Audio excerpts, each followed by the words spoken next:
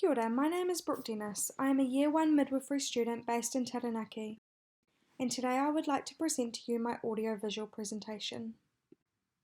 What is the Te Ao Māori paradigm? A paradigm is a worldview, a perspective, a way in which we see the world. Te Ao Māori is the Māori worldview. Hauora is like four walls of a house. One wall is physical well-being, taha tinana. Wall 2 is spiritual well-being, taha wairua. Wall 3 is family and social well-being, taha whānau. And the fourth wall is mental and emotional well-being, taha hinengaro. If one wall falls down, the rest of the house won't remain stable and function as well as it could.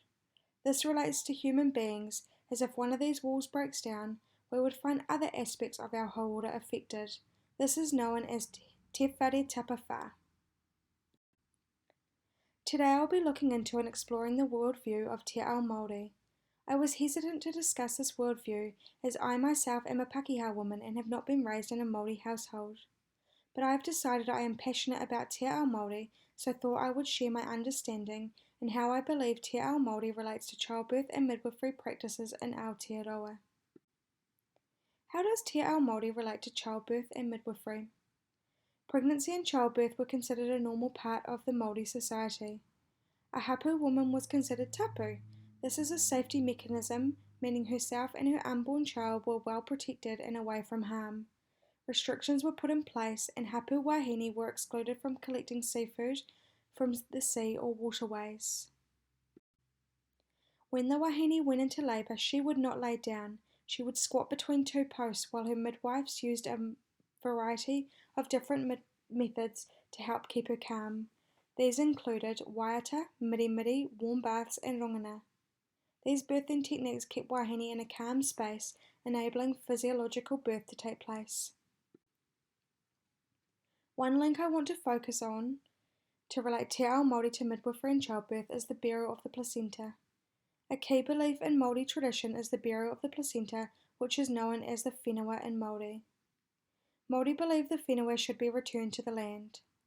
The whenua is usually buried in a place that has ancestral connection. This has stemmed from the belief that human beings were first made from the body of Papa Tuanuku, known as the Earth Mother, therefore whenua should be returned.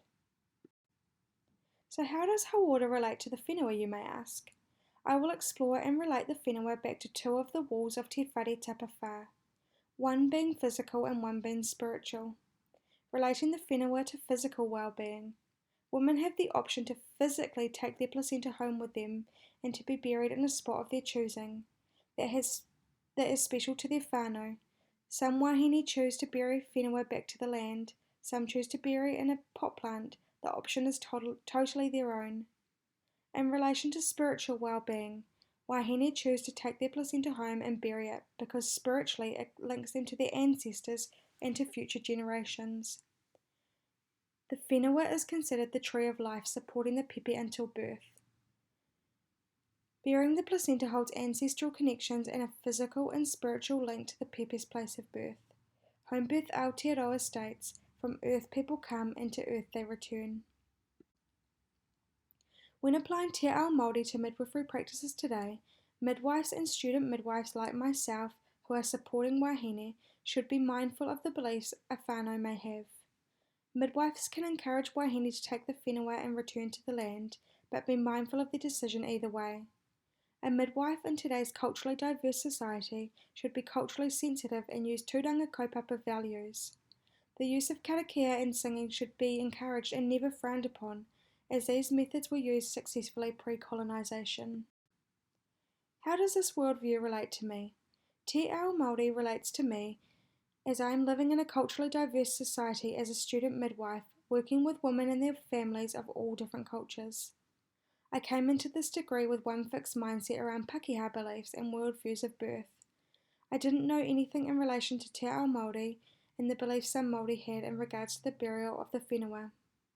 Going to the marae as part of my midwifery journey really opened my eyes and made me realise there are many different lenses to see the world through, and each individual should be respected even if their view isn't the same as somebody else's.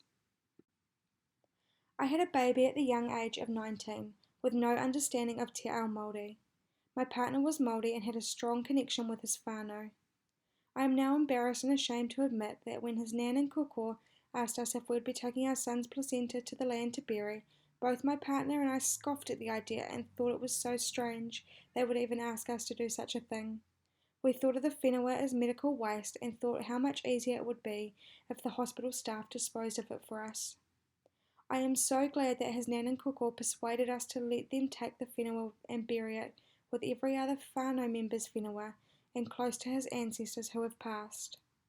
Still now this worldview is influencing my aspect of life, as I think how my lack of knowledge would have been so disrespectful to our kaumatua. This has tested my spiritual and emotional well-being now, as I am more aware, but more so I am more grateful and relieved that my son's whenua has been returned to the earth in a place that will always be significant to us. Thank you so much for listening and allowing me to share my knowledge of the Te Ao Māori worldview through the lens of a Pakeha woman. With this knowledge, I will be able to guide my own children through this important aspect of life. I look forward to learning more about the Māori culture throughout my degree. Thank you.